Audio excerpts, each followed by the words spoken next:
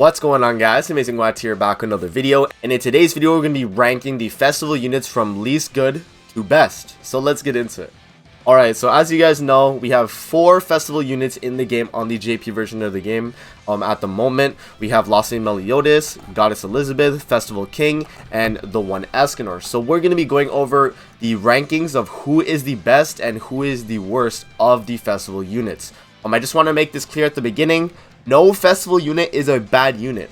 All of these units here are definitely worth the amount of gems you spend for them, and none of them are, you know, are underwhelming or whatever like that. I'm just going to be ranking them against each other so we can see which is the best unit, which is the best festival unit, and which is the worst festival unit. So what I'm going to do is we're going to go over each unit's kits, and then at the end we're going to rank the units based on how they do with their kits themselves. We're not going to be talking about the units on their best team or anything like that. We're going to be going over their kits individually and evaluating them like that. So let's hop into the first one, being Lostvayne Meliodas. So Lostvayne Meliodas is a really good character, and the reason for that is because of his passive right here, which increases the skill ranks of all the hero's skills when the hero takes critical damage during enemy turn. So this is super powerful because Lostvayne Meliodas, if you guys don't know his ultimate is inflicts secret technique damage equal to 300% of attack on all enemies and deals damage of attribute advantage regardless of attribute. So this means he has like Super Gogeta's effect from Dokkan, where it's super effective against all types. AoE 300%, and secret technique does 20% additional damage per hero's skill in hand. So if your Lostvayne is getting crit on, you're gonna have level 3 cards in your hand just automatically, and so what's gonna happen is you're gonna have more cards in hand because of this. You're not gonna be merging, so you're gonna have, like, let's say you have like 2 LV cards, and as you can see, the multiplier at 6 out of 6 goes to 450%.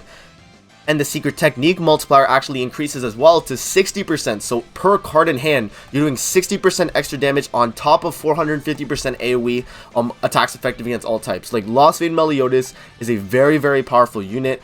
Not to mention that he has charge AoE, which is really good, and then he has Phil's ultimate move gauge single target, which is also a super good card from like One Escanor, right? Let's hop into the next unit, being Goddess Elizabeth. Goddess Elizabeth here, she is a really good unit because of what she can provide for your team. She has a revive on her passive. She has a stun single target on her first skill, which also cancels stances as well. She has a shield that nullifies all card effects in the game excluding rupture, and can last up to 2 turns on the rank 3. Which is obviously super powerful, nullifying basically the Pierce team, the Mono Red team, anything like that. It's getting nullified completely, so super powerful card right there. And then for ultimate, she's going to recover HP of allies equal to 30% of max HP, reflects 40% of damage taken over 2 turns, then heals half of the damage reflected. So this can actually scale up to 70% for the heal and 120% reflect damage, so it can do more than double damage reflected at 6 out of 6. So Goddess Elizabeth, man, is a really, really powerful unit, man, and we don't like to say this, but she is the glue eater. Okay, she is the glue eater, but she is a very, very powerful unit in terms of what she provides as a unit. So that's Goddess Elizabeth right there. Let's hop into Festival King. So for Festival King, his passive is going to nullify the cleansing effect on recovery skills on enemies with 2 or more poison, bleed, shock, or corrosion effects. If there are 3 or more aforementioned debuffs, further decreases the enemy's ultimate move gauge by 1 at the end of your turn, which is super powerful. So this kind of was a way that you could counter the Alt Rush comp, because once you would apply the 3 debuffs, then the enemy would actually start to lose ultimate move gauge. For his first skill here, he's going to inflict damage equal to 450% of attack on one enemy and releases 130% of any DOT damage. So DOT is damage over time, being the shock, bleed, and poison. So whenever you have a bunch of those like debuffs applied, the release is going to do so much damage, man. It's going to be 130% on top of the 450% that King's already hitting. And then for his second skill here, he has Poison AoE. So he's going to inflict damage equal to 205% of attack on all enemies and poisons for 3 turns. So that's a pretty decent card, coinciding with his kit. And then for his ultimate here, he's going to inflict damage equal to 300% of attack on all enemies, apply the Abyss effect on the hero, and receive 50% less damage for 2 turns. This actually can scale as well.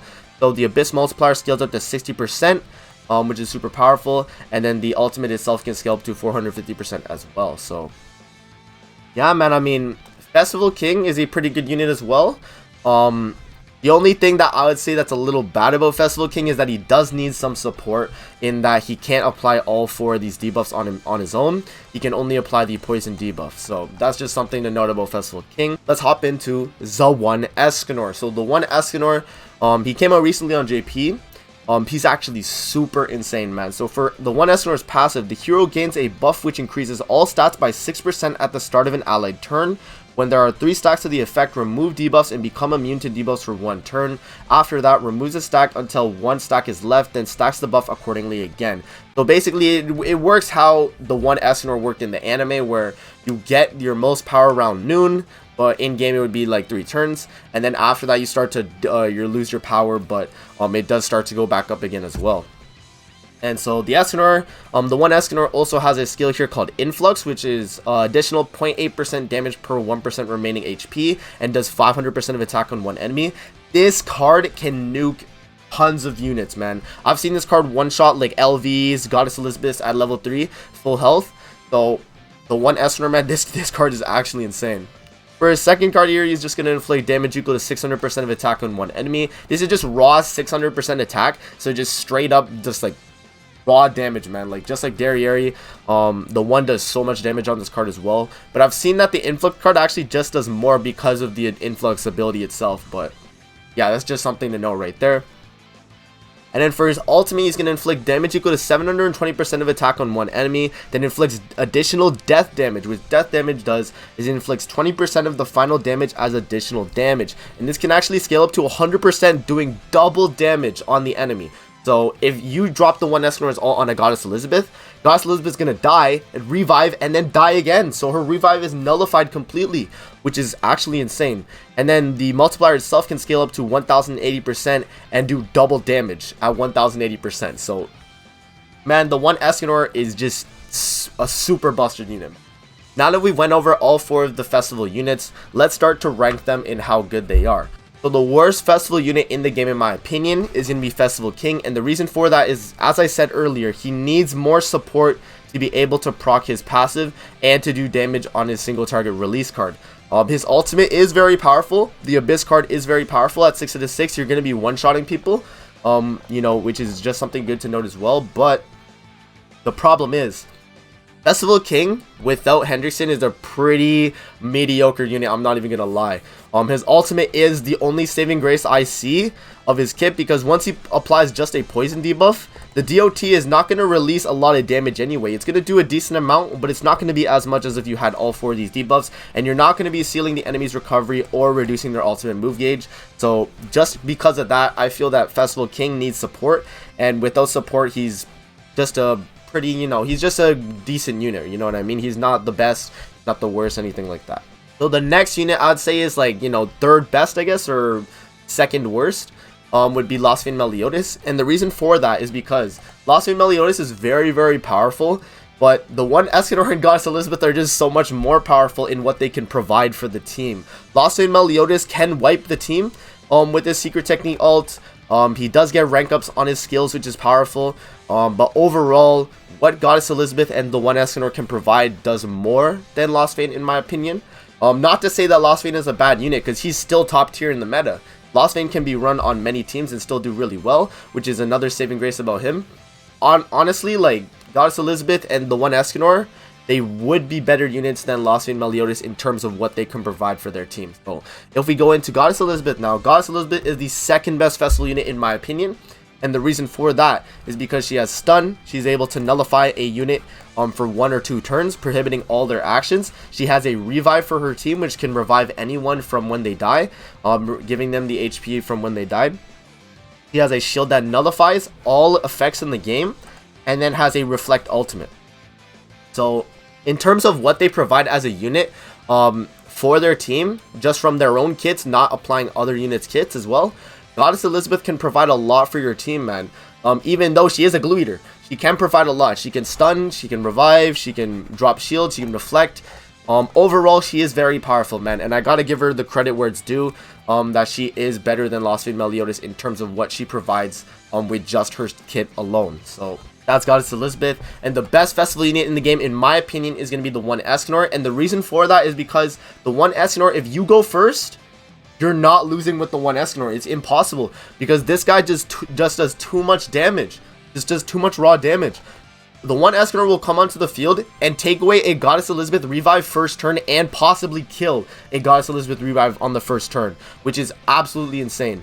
The One Escanor becomes super broken, gets debuff immunity, one-shotting people. He has death on his ultimate. He's able to one-shot the whole field, basically. He can one-shot someone and then one-shot another person and then just finish him off with an influx card. The One Escanor is just too good, man, and he can actually carry a lot of content in the game.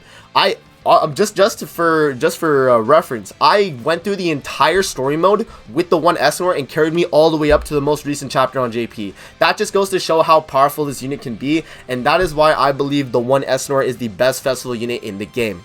So for the rankings, we have King at the bottom, we have Lostvayne Meliodas right at the second worst, then we have Goddess Elizabeth second best, and then we have the One Escanor as the best festival unit in the game. That's going to be it for the video. I hope you guys enjoyed. Don't forget to like, comment, subscribe as always, and let me know what you guys think in the comment section below if you agree with my rankings or whatever. But yeah, I'll see you guys in the next video. Peace out.